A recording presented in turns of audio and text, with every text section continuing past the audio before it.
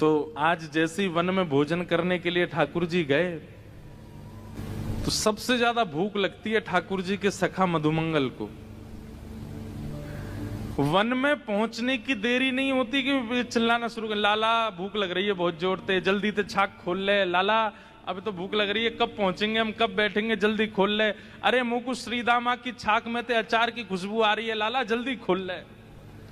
ठाकुर जी कहें तो नेक में ही भूख लगी आवे, भोजन को कोई नाम बोल दे तेरे मुंह में ऐसा पानी आवे, तो सुबह बाल भूख ना करके आयो लाला, इतने चल के आए ना, बात मेरा सबरो भोजन पच गो, मुंह फिर तो भूख लगी आई। यशोदा मैया सोती नहीं रह जाती हैं, ठाकुर जी ही जल्दी भाग जाते हैं, छाक लेके जाते नहीं। तो फिर यशोदा मैया किसी सखी के हाथ छाक भिजवाती हैं, उसको कहते हैं छकियारिन। ठाकुर जी की छाक लेके जाती है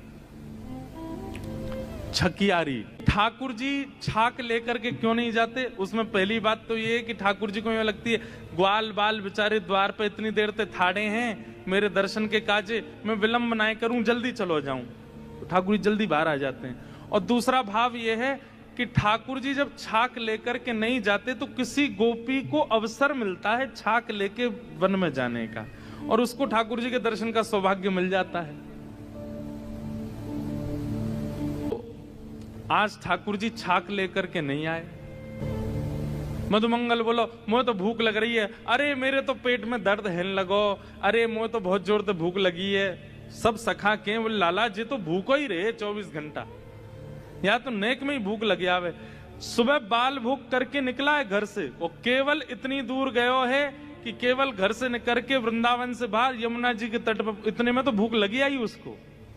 और ये कैसो है, अभी छाक आरोग लेगो, छाक पालेगो, और छाक पावे के बाद जब वापस घर जाएगो फिर रोने लगेगो कि मुझे भूख लग रही है, मेरो सबरो पच गो, चल के आए हूं, इतनी भूख लगे।